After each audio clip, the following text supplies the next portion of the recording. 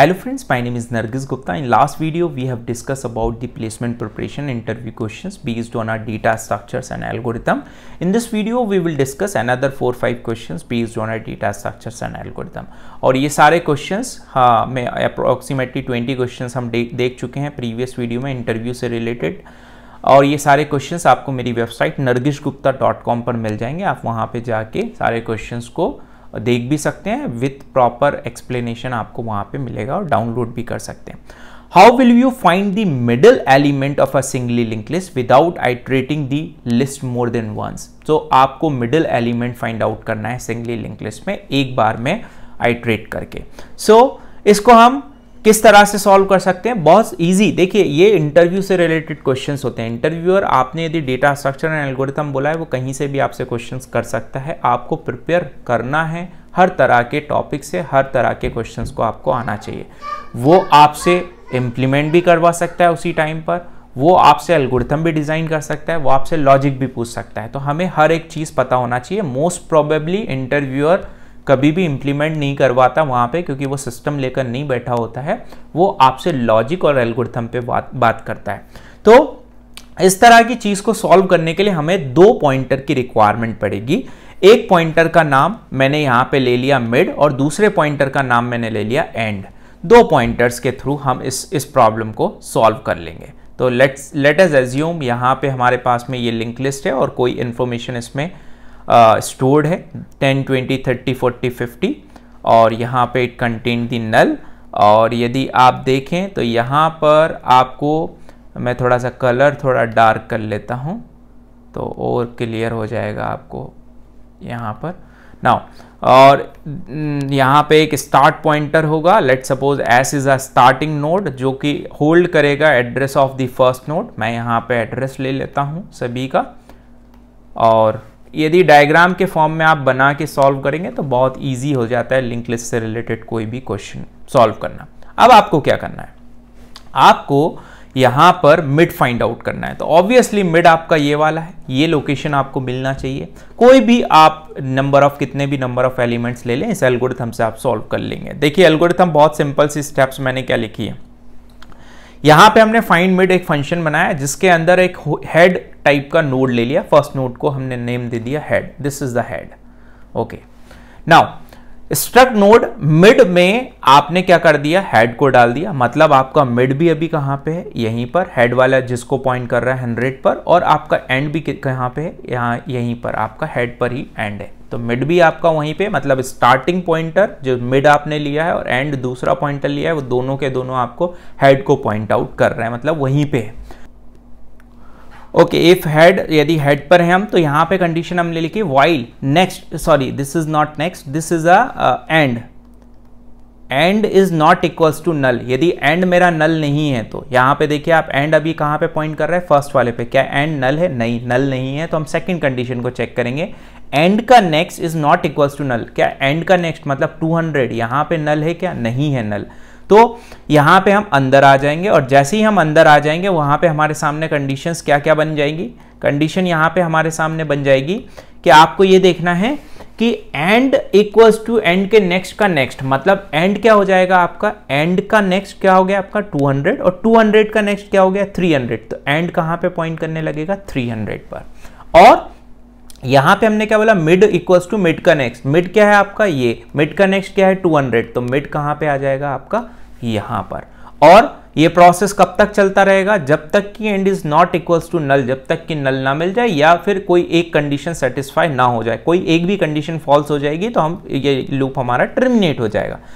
And is not equals to null. क्या end नल है? नहीं. एंड का नेक्स्ट नल है? क्या नहीं है. तो हम फिर से अंदर आए, और अंदर आके फिर से आपने क्या करा? एंड को एंड के नेक्स्ट का नेक्स्ट पे डाल दीजिए. तो एंड का नेक्स्ट कौन है? 400. 400 का नेक्स्ट कौन है? 500. तो एंड आपका यहाँ पे आ गया 500 पर. और मिड को क्या करना है? मिड इक्वल्स टू मिड का नेक्स्ट. तो मिड का नेक्स्ट क्या है? 300. तो मिड आपका यहाँ पे, एंड यहाँ से हट गया तो मिड आपका यहाँ पे आ गया.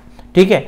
उसके बाद में आप फिर चेक करेंगे हम while end is not equals to null, but end क्या मिल गया? एंड क्या आपका नल है? तो एंड तो नल नहीं है, बट सेकेंड वाली कंडीशन क्या? एंड का next is not equals to null. Condition true है? No, false. एंड का नेक्स्ट मेरा क्या मिल गया? नल मिल गया. तो आप लूप से बाहर आ गए। जैसे ही लूप से बाहर आए तो जो भी मिड होगा उसको आप रिटर्न कर देंगे, तो मिड क्या मिल गया आपका 300। सो इस तरह से हम मिड फाइंड आउट कर सकते हैं। आप नंबर ऑफ एलिमेंट्स इंक्रीज करके भी चेक कर सकते हैं। This is a perfect algorithm. Now next question is, the next question is what are the advantages of link list over an array. देखिए ये बहुत रेंडमली पूछने वाला क्वेश्चन है, क्योंकि इस क्वेश्चन का यदि आपको आंसर नहीं पता है, मतलब आप डेटा स्ट्रक्चर आपका परफेक्ट नहीं है, इंटरव्यूअर इसी से जज कर सकता है। लिंक लिस्ट के एडवांटेजेस की बात करें ओवर एन एरे, तो सबसे पहली चीज, array is a static memory allocation. Array के थ्रू आप स्टैटिकली मेमोरी कंपाइल टाइम पे ही एलोकेट करते हैं। लाइक आपने लिखा int a10, मतलब आपने ये मैक्सिमम 10 साइज का इंटीजर टाइप का डेटा टाइप्स को डिक्लेयर कर दिया है, जिसके थ्रू आप इंटीजर टाइप की 10 मेमोरी ब्लॉक्स आप यहां पे रिजर्व कर लेंगे। So this is the biggest drawback with array. तो इसको रिजॉल्व करने के लिए आपने लिंक लिस्ट का यूज किया। लिंक लिस्ट में आपने डायनेमिक मेमोरी एलोकेशन की with the help of a malloc, calloc, new keywords के थ्रू। ठीक है, मैलोक कैलोक आप सी में यूज करते हैं, न्यू को आप C++ में यूज करते हैं। तो इसके थ्रू आप डायनेमिक रन टाइम पे मेमोरी एलोकेट कर सकते हैं। जितनी भी इंफॉर्मेशन, जितने भी नोड की रिक्वायरमेंट है, हम रन टाइम पे उसको एलोकेट कर सकते हैं। उसके बाद में यदि लिंक लिस्ट की हम बात करें, तो लिंक लिस्ट में आप जब इंसर्शन परफॉर्म करते हैं, आप इंसर्शन लास्ट से कर सकते हैं, मिडिल से कर सकते हैं, एंड से कर सकते हैं, कोई भी प्रॉब्लम नहीं होगी। बट वहीं पे यदि आप एरे के केस में बात करें, लेट अस अज्यूम मैं यहाँ पे एक एरे ड्रॉ करूं, उस एरे में 1 2 3, यहाँ पे कोई मिड में आपको कोई एलिमेंट इंसर्ट करना है, लेट सपोज 2 के बाद में करना है, तो आपको रेस्ट ऑफ द एलिमेंट्स को शिफ्ट करना पड़ेगा। सो यहाँ पे ये आपका रीएलोकेशन का काम बढ़ गया, ये एरे के केस में पॉसिबल है। उसके बाद में क्योंकि स्टैटिक मेमोरी एलोकेशन है, तो यहाँ पे फिक्स साइज हो गया, वहाँ पे वेरिएबल साइज हो गया। ठीक है, तो ये इस तरह से मैंने सारे यहाँ पे लिखा है। यहाँ पे लिखा है हमने ease of insertion and deletion, modification of pointers required. सिर्फ पॉइंटर्स के मॉडिफिकेशन से आप लिंक लिस्ट में गए ईजिली इंसर्शन और डिलीशन कर सकते हैं, क्योंकि इंसर्शन भी 3 तरह से कर सकते हैं, तो डिलीशन भी हम 3 टाइप से कर सकते हैं। Deletion at the end, deletion in between, deletion at front. ठीक है, less memory wastage due to dynamic memory allocation. तो ये आप क्वेश्चन दिमाग में रखिए, 4-5 आपको इसके सॉलिड पॉइंट्स याद होने चाहिए। नाउ एक छोटा सा क्वेश्चन कभी कभी पूछ लेता है, write the syntax in C to create a node in a singly link list. मतलब सिंगली लिंक लिस्ट में नोड को कैसे क्रिएट करते हैं, ये सब आपको पता होगा। स्ट्रक्ट नोड, एक स्ट्रक्चर हमने ले लिया जिसमें एक इंटीजर टाइप का डेटा टाइप ले लिया, और स्ट्रक्ट नोड नेक्स्ट जो कि होल्ड करेगा नेक्स्ट नोड के एड्रेस को। तो ये आपने एक स्ट्रक्चर बना लिया। अब स्ट्रक्चर बनाने के लिए आपके बाद में आपको क्या करना है, एक न्यू नोड क्रिएट करना है। तो न्यू नोड को सी में क्रिएट करना है, तो with the help of malloc और कैलोक आप क्रिएट कर सकते हैं। Let us assume new node का नाम हमने दे दिया PTR। ठीक है, तो PTR एक न्यू नोड बन गया, दिस इज अ PTR, और इस PTR में आपने डेटा को डाल दिया। ठीक है, यहाँ पे आपके पास डेटा, और PTR के नेक्स्ट में आपका नेक्स्ट हो जाएगा। तो आपने क्या करा, स्ट्रक्ट नोड मैलोक, किस टाइप का, टाइप कास्टिंग के लिए आपको स्ट्रक्ट टाइप का करना पड़ेगा, दैट्स व्हाई हम स्ट्रक्ट नोड यहाँ पे लिखते हैं। Malloc size of struct node, मतलब इस स्ट्रक्चर का क्या साइज है, साइज ऑफ ऑपरेटर के थ्रू आप उसका साइज कैलकुलेट कर लेंगे, और मेमोरी मैलोक के थ्रू एलोकेट कर देंगे, ये स्ट्रक्चर आप बना लेंगे। Now question number 24 is, are link list consider linear और नॉन लीनियर डेटा स्ट्रक्चर। बहुत सिंपल सा क्वेश्चन है। Link list is a linear data structure, क्योंकि जो भी काम आप परफॉर्म कर रहे हैं, सारे ऑपरेशंस वो एक प्रॉपर तरीके से आप कर रहे हैं, एक लीनियर वे में कर रहे हैं। मतलब linear means arranging the data in a proper sequence, एक प्रॉपर सीक्वेंस में आप सारा काम कर रहे हैं। इंसर्शन करना है तो एक प्रॉपर सीक्वेंस में आप कर रहे हैं, डिलीशन करना है तो एक प्रॉपर सीक्वेंस में कर रहे हैं। तो that's why this is a linear data structure. उसके बाद में write algorithm to insert a node in the list at the beginning, मतलब स्टार्ट में यदि नोड को इंसर्ट करना है तो उसके लिए आपको एल्गोरिथम लिखना है। इससे रिलेटेड ऑलरेडी मेरे 26 वीडियो लेक्चर्स लिंक लिस्ट से रिलेटेड, एल्गोरिथम से रिलेटेड पड़े हुए हैं। आप लिंक लिस्ट वाले सेक्शन में या डेटा स्ट्रक्चर वाले सेक्शन में जाके सारे वीडियोस को डिटेल में देख सकते हैं। इस वीडियो में पूछा है इंसर्ट करना है मुझे एट द बिगनिंग। जब मुझसे एल्गोरिथम पूछी जाए कि बिगनिंग में इंसर्ट करना है तो उसके लिए मैं एल्गोरिथम लिखूं, तो एल्गोरिथम बहुत सिंपल सा एल्गोरिथम है। इसके लिए हमने एक एड फ्रंट नाम का फंक्शन बना लिया, जिसके अंदर हमारे पास में क्या है, एक एस ले लिया, this is a start node, head nod, और एक डेटा की रिक्वायरमेंट है, क्योंकि लिंक लिस्ट में आपके पास में 2 फील्ड होती है, one is the data field और second one is the address field. This is the address field. तो इसके लिए आपने क्या करा, एक न्यू नोड बना लिया, स्ट्रक्ट पी नाम का एक न्यू नोड बना लिया, जो कि अभी अपन ने करा with the help of a malloc.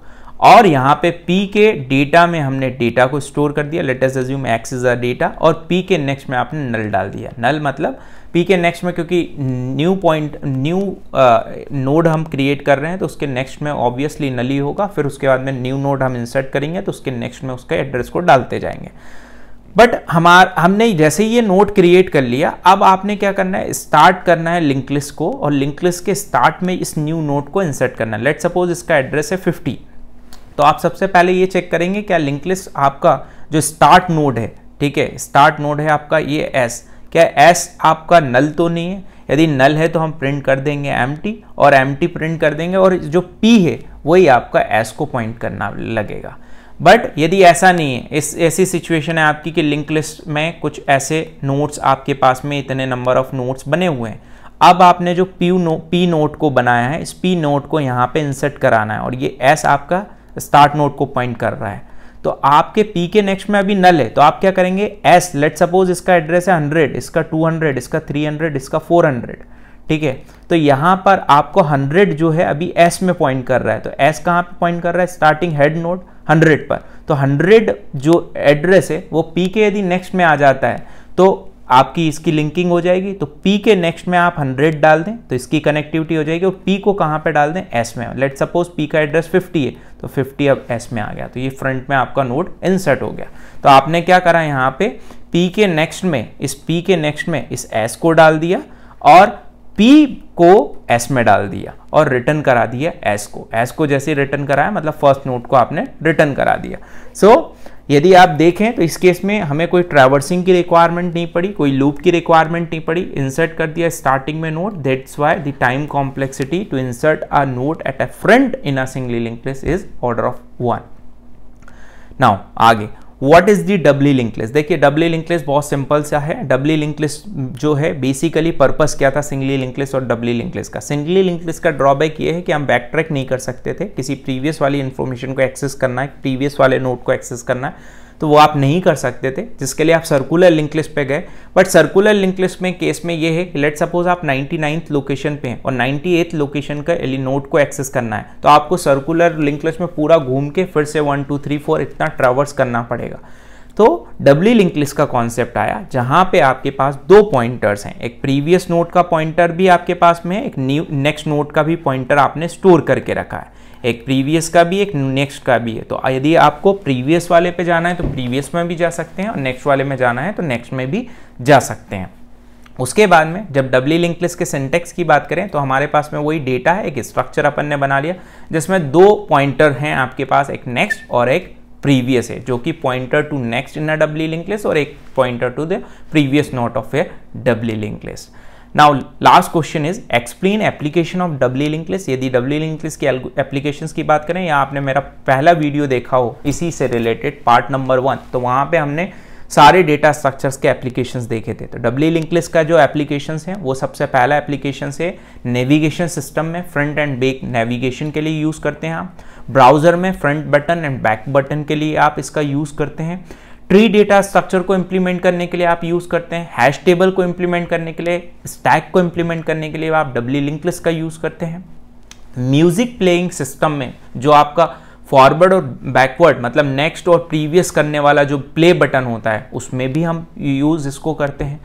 In many operating system में डबली लिंक लिस्ट का हम यूज़ करते हैं, जहाँ पे रन टाइम एल्गोरिथम्स हैं, जहाँ पे आपको रनिंग टाइम मेंटेन करना है प्रोसेस का, ठीक है, उन प्रोसेस के थ्रेड्स को मेंटेन करना है, ठीक है। तो यहाँ पे एक प्रोसेस को क्यू से दूसरे क्यू में इंसर्ट कराना है, तो इसके लिए भी आपके डबली लिंक लिस्ट बहुत इंपॉर्टेंट रोल प्ले करता है। मैंने यहाँ लिखा है in many operating system the thread scheduler the thing that choose what process need to run at which time maintain a doubly link list of all the process running at any time. It makes it easy to move a process from one queue to another queue. एक queue से दूसरी Q में move कराने के लिए भी डबली link list का हम यूज़ करते हैं, प्रोसेस ईजी हो जाए। It is use on a famous game concept जिसको हमने बोलते हैं डेक ऑफ कार्ड्स नाम से है, डेक ऑफ कार्ड्स। तो इस गेम में भी इसका यूज़ होता है। सो this is all about the part 6 part 7 में हम डिस्कस करेंगे another 4-5 question based on interview and placement related. Thank you so much.